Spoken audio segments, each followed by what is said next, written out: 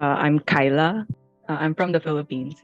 Born in the Philippines, and then I moved here in like 2006, and I've stayed here ever since. I'm 22. I don't think there was anything bad about it because from primary to secondary, like most of my classmates were, like me, like ethnic minorities. I've had a few like local classmates, maybe like, 2 to 8. But then, yeah, like overall, like I had fun with them. I got to meet new people from different backgrounds. And like learning was also like pretty easy. Like the teachers were, accepting of us and stuff. So, it was fun to learn in school and also fun to, just socialize. Yeah. I can think of like two. So one was like I think last year because I had a dance performance and then we had to go to the dressing room, right? And then before going there, we had to sign our names. And then the security guard was there and then I was with my other teammates as well. And we were wearing the same like t-shirt, right? So of course from if you look at us, you would think like, okay, they're the dancers, they're here to go to the dressing room. But then the security lady was like, you cannot come here like "Sete mo play" or something like that. So I'm like, huh, what? And then she was looking at me because yeah, so maybe I look like a domestic helper or something. She thought, and like I was bringing some bags, so maybe she thought, I'm not like a dancer, and like I'm just a domestic helper trying to go inside, and maybe she didn't mean anything bad about it. Like it was unintentional. But then for me, like it made me think like, oh, do I look that different from my other teammates? So like, I can't go in, even though I'm also here just to like dance and stuff. So that was one experience. Like I wasn't hurt, but then it just made me think like, oh, I do look different from my other teammates. And then the other one was like way before. I think I was in year two, and then it was one of the core like courses. I forgot what it was, but then we had to form some groups for a presentation, and I didn't know anyone there. Everyone was like local, or at least they look local. I don't know, but then yeah, I didn't know anyone, and then we had to be in groups of three, and then everyone had like a group except for me. And then thing is, the professor said, oh, he counted, and everyone should be like perfect. Like everyone can find a group of three, but I couldn't find anyone surprisingly.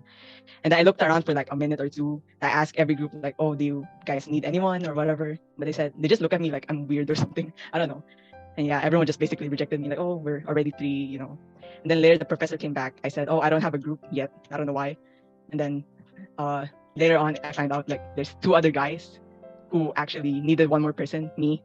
And then I don't know, they just didn't talk to me or approach me about it. I don't know if it's because they're scared because I'm foreign or because they just don't want to talk to a foreigner or something. But yeah, like I think that was the most isolating experience in a classroom. I just let it go, like because if I keep holding on to it, like I won't be happy. So like there's no point in holding on to it and like holding a grudge against people like that because I mean they could have their own reasons. Maybe they're scared to talk to, or they're not used to talking to other like cultured people.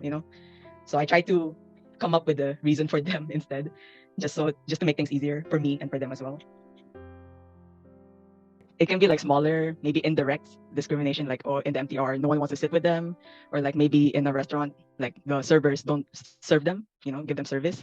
But it can also be like just directly maybe insulting them or saying bad words to them. Like there was this one time I interviewed another like a domestic helper for my project.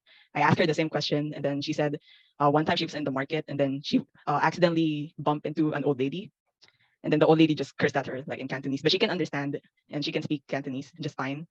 But then yeah, like the old lady just said all these bad things about her, and yeah, and I think that's a pretty common experience like that we go through, especially when it's really obvious, maybe from like the skin tone or just the facial features, like you're not from here at all. Um, I honestly didn't even know if there were any policies, but then I guess just thinking like through the government, they give us like opportunities, from education, make it free or at least affordable for most of us, and like until like we get to like the workforce. So in a sense, like the policies I think cover the bare minimum, like the basics that we need like to survive here. It comes down to maybe how they approach like our group, because like if you just look at our group from afar, like maybe you can see like the general problems, but you won't know how to fix or make improvements with the policies if you don't maybe interact with them or ask them directly like, oh, what are we lacking, how can we help you live a better life in this city, right? So I just think it boils down to just having a more closer relationship between the government and our community.